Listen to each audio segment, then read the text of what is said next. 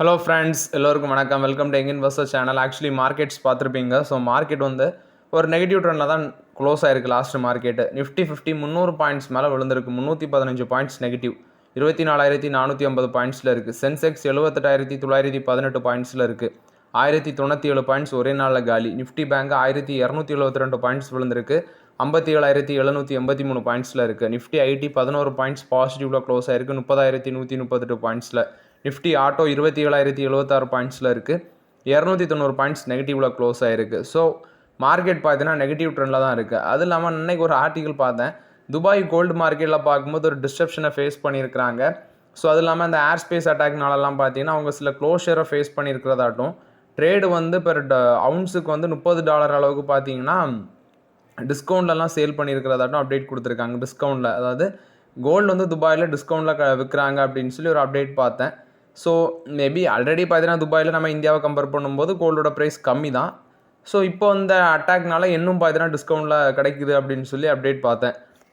HSBC பார்க்கும்போது Asian paints, burger paints இதோட share price டார்கெட்டை இது கட் பண்ணியிருக்கிறாங்க. இன்ஃப்ளேஷன் காஸ்ட் அதை பேஸ் பண்ணி. இப்போ ஏஷியன் பெயிண்ட்ஸ், பர்கர் பெயிண்ட்ஸ் இவங்க எல்லாமே பார்த்தீங்கன்னா இன்புட் காஸ்ட் இன்க்ரீஸ் ஆகிறது இவங்களுக்கு நெகட்டிவ் தான். இப்போ இன்புட் காஸ்ட்னால் க்ரூட் பார்த்தீங்கன்னா ப்ரைஸ் ஜாஸ்தியாகிறது இவங்களுக்கு நெகட்டிவ் அப்டேட்ஸ்.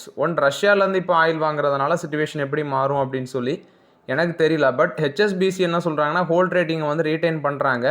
ஏஷியன் பெயிண்ட்ஸுக்கு 2,600 டார்கெட் ப்ரைஸும், பர்கர் பெயிண்ட்ஸுக்கு $500 டார்கெட் ப்ரைஸும் சொல்லியிருக்கிறாங்க. பட் நான் அதை தான் சொல்கிறேன். இப்போ இருக்க சிச்சுவேஷனில் இன்டர்நேஷ்னல் மார்க்கெட்டில் பார்த்தீங்கன்னா க்ரூடோட ப்ரைஸ் $83 கிட்டலாம் வந்துடுச்சு. அது இல்லாமல் கத்தாரோட பெட்ரோலியம் மினிஸ்டர் நினைக்கிறேன், ஐ திங்க் ஒரு டிபார்ட்மெண்ட்டோட மினிஸ்டர், பெட்ரோலியம் மினிஸ்டர் தான் நினைக்கிறேன்.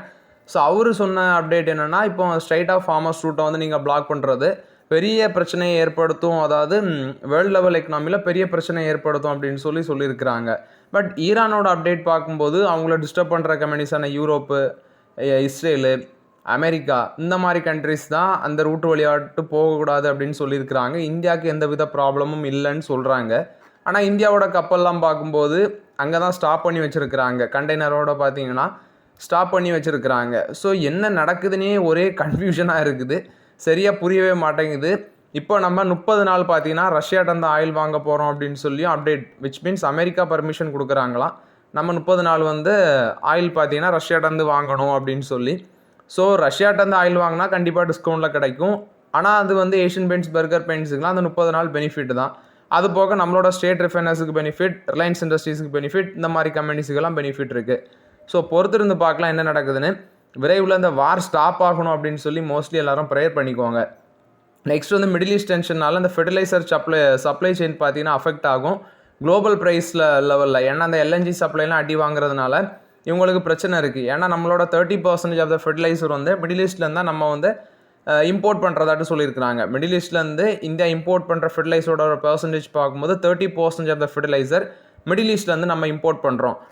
ஏன்னா அந்த ஃபெர்டிலைசர் ப்ரொடக்ஷனுக்கு கீ ஃபீட் ஸ்டாக்கே பார்க்கும்போது நேச்சுரல் கேஸ் அதுதான். இப்போ நேச்சுரல் கேஸ் பார்க்கும்போது எல்என்ஜி சப்ளைலாம் டிஸ்ட்ரப்ஷன் ஆகுது.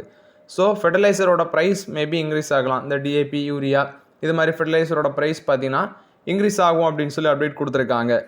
நெக்ஸ்ட் பார்த்தீங்கன்னா இந்தியாவோட food export to gulf. So அது இந்த வாரால் டிஸ்ட்ரப்ஷன் ஆகுது அப்படின்னு சொல்லி அப்டேட் கொடுத்துருக்காங்க. ஃபஸ்ட்டு இஸ்ரேல் ஈரான் கான்ஃப்ளிக்ட்னால food exports, rice, spices, meats, next fruits. இதில் ஃபஸ்ட்டு இந்தியாவோட எக்ஸ்போர்ட்டில் ரைஸ் மட்டுமே $4.08 billion, cardamom $147 million, bananas $291 million, sheep meat $1 billion.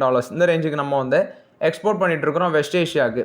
இதில் ரீஜனல் அக்கௌண்ட்ஸ்னு பார்த்தீங்கன்னா, அதாவது இந்தியாவோட ஃபுட் எக்ஸ்போர்ட்டில் இந்த ரீஜன் மட்டுமே 20% இருக்குது. ஸோ டோட்டல் எக்ஸ்போர்ட்டில் 14% பார்த்தீங்கன்னா இங்கே தான் போகுது அப்படின்னு சொல்லியிருக்கிறாங்க. ஸோ இப்போ இந்த ஸ்ட்ரைட் ஆஃப் ஃபார்மர்ஸ் அந்த ஷிப்பிங் ரூட்டை இவங்க பிளாக் பண்ணதுனால பெரிய தலைவலி அப்படின்னு சொல்லியிருக்கிறாங்க. ஷீப் மீட் மட்டுமே $1 பில்லியன், ஃப்ரூட் இந்தியாவோட எக்ஸ்போர்ட்டில் அந்த ரைஸ் மட்டும் $4.08 billion, cardamom $147 million, banana $291 million. So இதெல்லாமே இந்த வார்னால பிரச்சனைகள் வருது அப்படின்னு சொல்லியிருக்கிறாங்க. ஸோ உலகத்தில் பார்த்தீங்கன்னா சண்டை அப்படிங்கிறது, இந்த வாருங்கிறது தவிர்க்கப்பட வேண்டியது தான். அதுதான் ஒரு புத்திசாலித்தனம். இப்படி சண்டை போடுறதுனா முட்டாள்தனம்.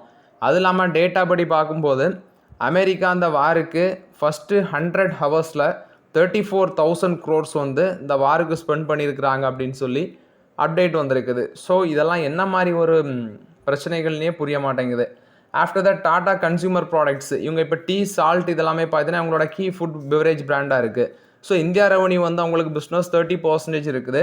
ஸோ ஒரு நல்ல க்ரோத் இருக்குது அப்படின்னு சொல்லி, அது இல்லாமல் டாடா சோல்ஃபுல், ஆர்கானிக் இந்தியா இந்த அக்யூசிஷன் எல்லாமே அவங்களுக்கு நல்ல கை கொடுத்துருக்கு. நுவாமா பார்த்தீங்கன்னா பை ரேட்டிங்கை வந்து ரீட்டைன் பண்ணுறாங்க. 1500 டார்கெட் ப்ரைஸ் சொல்கிறாங்க. 35% மேலே போகும்னு சொல்கிறாங்க. இது வந்து நுவாமா பார்த்தீங்கன்னா அந்த அப்டேட்டை கொடுத்துருக்காங்க டாடா கன்சியூமர் ப்ராடக்ட்ஸுக்கு. நெக்ஸ்ட்டு நான் சொன்ன மாதிரி கத்தாரோட அந்த மினிஸ்டர் கொடுத்த அப்டேட்டை தான் சொல்கிறேன். எனர்ஜி மினிஸ்டர், அவர் வந்து எனர்ஜி மினிஸ்டர் ஷாத் அல் கபி. அவங்க என்ன வார்ன் பண்ணுறாங்கன்னா, இப்போ இந்த மிடில் ஈஸ்ட் வார்னால ஸ்ட்ரைட் ஆஃப் ஃபார்மர்ஸை பிளாக் பண்ணுறதுனால ஏற்படுற பிரச்சனைகள்னால ஆயிலோட ப்ரைஸ் பார்த்தீங்கன்னா $150 வரைக்கும் போகும் பெர் பேரல் அப்படின்னு சொல்லி அப்டேட் கொடுத்துருக்காங்க. $100 வந்து இதே ரேஞ்ச் கண்டினியூ ஆச்சுன்னா சீக்கிரமாகவே டச் பண்ணிடும். $150 மேபி அதை தாண்டி ஒரு மாதம் 1.5 மாதம் போகுது அப்படின்னா $150 கூட சாத்தியம் அப்படின்னு சொல்லி அவர் அப்டேட் கொடுத்துருக்காரு.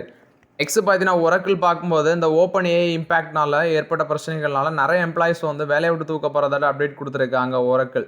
ஸோ டோட்டலாட்டு குளோபல் லெவலில் நீ பார்த்தீங்கன்னா 1,62,000 எம்ப்ளாயிஸோட வேலைகள் பார்க்கும்போது குளோபலி ரிஸ்கில் இருக்குது அப்படின்னு சொல்லி அப்டேட் கொடுத்துருக்காங்க. குளோபல் லெவலில் பார்க்கும்போது இந்த எம்ப்ளாயிஸுக்கு எல்லாமே 1,62,000 எம்ப்ளாயிஸுக்கு வேலை போகும்னு சொல்கிறாங்க. நெக்ஸ்ட் ஒரு நான் banking financial company Shriram finance company $1,220 target price சொல்கிறாங்க. 21% மேலே போகும்னு சொல்லி ஜெஃப்ரிஸ் வந்து பைக்கால் கொடுத்துருக்காங்க. ஸோ இது வந்து ஸ்ரீராம் ஃபைனான்ஸை பொறுத்த வரைக்கும் அப்டேட்டு. அல்ட்ராடெக் சிமெண்ட்டில் வந்து அப்டேட்டு ஜெயந்த் டுவா வந்து பார்த்தீங்கன்னா மேனேஜிங் டைரக்டர் அண்ட் அடிஷனல் டைரக்டராக ஏப்ரல் 1 அப்பாயிண்ட் பண்ணியிருக்கிறாங்க. ஏப்ரல் 1 எஃபெக்டிவ் வருது. ஸோ இவரோட டென்யூர் அஸ் எம்டி, அதாவது இவரோட டென்யூர் வந்து பார்த்தீங்கன்னா அஸ் எம்டி வந்து January 1, 2027 ஸ்டார்ட் ஆகுதுன்னு சொல்கிறாங்க. January 31, 2030 வரைக்கும் அவரோட அந்த டென்யூர் இருக்கும். ஸோ ஷேர் ஹோல்டர்ஸ் அப்ரூவல்காண்டி வெயிட்டிங் அப்படின்னு சொல்லியிருக்கிறாங்க. இவருக்கு 37 years of experience. Aditya Birla குரூப்பில் வந்திருக்கு 1996 நிறைய லீடர்ஷிப் ரோல்லாம் ஹோல்ட் பண்ணியிருக்கிறாங்க. இது வந்து அல்ட்ராடெக் சிமெண்ட்டை பொறுத்த வரைக்கும் அப்டேட்டு. நெக்ஸ்ட் வந்து ஜூபிட்டர் வேகன்ஸ் இன்றைக்கி 17% ரேலியாக இருக்குது. மோஸ்ட்லி இன்றைக்கி ரயில்வே செக்டர் ஸ்டாக்ஸ்லாம் நல்ல ஒரு பாசிட்டிவ் ரியாக்ஷனில் தான் இருந்திருக்கு. 1-2 கம்பெனியை மெர்ஜ் பண்ண போகிறோம் அப்படின்னு சொல்லி ஒரு அப்டேட் வந்துருந்துச்சு. நெக்ஸ்ட் ஜூபிட்டர் வேகன்ஸில் பார்த்தீங்கன்னா அதிக அளவில் ட்ரேடிங் வால்யூம் பேசிஸில் வந்து இந்த பங்கு மேலே போயிருக்கு. 17% அப்பு, ஹெவி வால்யூம்ஸ் அந்த பேசிஸில் அந்த பங்கு மேலே போயிருக்கு. நெக்ஸ்ட் வந்து செபி பார்த்தீங்கன்னா 1.7 டிபி, அதாவது டிபினா டெராபைட்டு இமெயில் டம்ப் வந்து பார்த்தீங்கன்னா இந்த இண்டஸ்இண்ட் பேங்க் இந்த ப்ரோபில் விச் மீன்ஸ் இண்டஸ்இண்ட் பேங்க்கில் நடந்த அந்த இன்சைடர் ட்ரேடிங் இன்வெஸ்டிகேஷனில் வந்து அவங்க 1.7 டெராபைட் இமெயில் டம்பு வந்து பார்த்தீங்கன்னா கலெக்ட் பண்ணியிருக்கிறதாட்ட அப்டேட் கொடுத்துருக்காங்க செபி. ஸோ அந்த இன்சைடர் ட்ரேடிங்கில் ஈடுபட்டது எக்ஸிக்யூட்டிவாக இருந்த அந்த அருண் குரானா இவங்க தான் ஈடுபட்டாங்க அப்படின்னு சொல்லிலாம் பிரச்சனை வந்துருந்துச்சு. செக்யூரிட்டிஸ் அப்பலட் ட்ரிபியூனலே அந்த பிரச்சனை ஓடிட்டு இருந்துச்சு. ஸோ இப்போது இண்டஸ்இண்ட் பேங்க்கில் பார்த்தீங்கன்னா அந்த அளவுக்கு வந்து which means 1.7 terabyte of emails வந்து இண்டஸ்இண்ட் பேங்க்ல வந்து கலெக்ட் பண்ணியிருக்கிறதாட்டு செபி அப்டேட் கொடுத்துருக்காங்க. அது இல்லாமல் செக்யூரிட்டி அப்பலட் ட்ரிபியூனல் அந்த இன்சைடர் ட்ரேடிங்கில் ஈடுபட்ட டெப்யூட்டி சிஇஓ அவங்களோட ப்ளீயும் பார்த்தீங்கன்னா ரிஜெக்ட் பண்ணியிருக்கிறதாட்ட அப்டேட் கொடுத்துருக்காங்க. ஸோ இது வந்து இண்டஸ்இண்ட் பேங்கை பொறுத்த வரைக்கும் அப்டேட்டு. இந்தியன் ஆயில் வந்து 2வது இன்ட்ரீம் டிவிடெண்ட் அனௌன்ஸ்மெண்ட் பண்ணியிருக்காங்க. ஸோ $2 அனௌன்ஸ்மெண்ட் பண்ணியிருந்தாங்கன்னு நினைக்கிறேன். $2 இன்ட்ரீம் டிவிடெண்டு. பேமெண்ட் டேட் வந்து ஏப்ரல் 5 பேமெண்ட்டு. ரெக்கார்ட் டேட் பார்க்கும்போது March 12. ஸோ $2 அனௌன்ஸ்மெண்ட் பண்ணியிருக்கிறாங்க. இது இந்தியன் பேங்கை பொறுத்த வரைக்கும் அப்டேட்டு.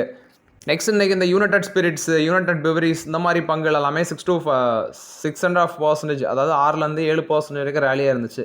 கர்நாடகா கவர்மெண்டோட லிக்கர் பாலிசி, என்ன லிக்கர் பாலிசி அப்படின்னு சொல்லி பார்க்கும்போது ஃபஸ்ட்டு பார்த்தீங்கன்னா இவங்க வந்து அந்த லிக்கர் பாலிசியில் சில ரீவேம் பண்ணுறாங்க. அதாவது ப்ரைஸ் கண்ட்ரோல் வந்து 2026 ரிமூவ் பண்ணுறாங்க.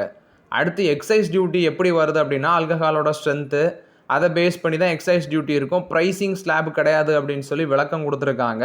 ஸோ அந்த பேசிஸில் பார்த்தீங்கன்னா அந்த பங்குகள் எல்லாமே விச் மீன்ஸ் இந்த யுனைடெட் ஸ்பிரிட்ஸ், யுனைடெட் பிவரிஸ் இந்த மாதிரி பங்குகள் எல்லாம் ஆல்கஹால் ஸ்டாக்ஸ்லாம் நல்ல ஒரு பாசிட்டிவ் ரியாக்ஷன் கொடுத்துருக்கு.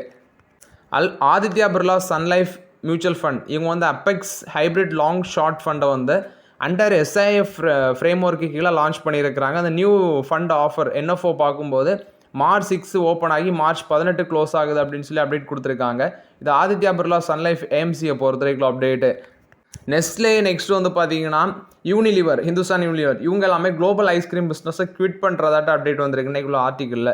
ஸோ என்ன அப்படின்னு சொல்லி பார்க்கும்போது இப்போ ஐஸ்கிரீம்ங்கிறது கோர் பிஸ்னஸ் அவங்களுக்கு கிடையாது.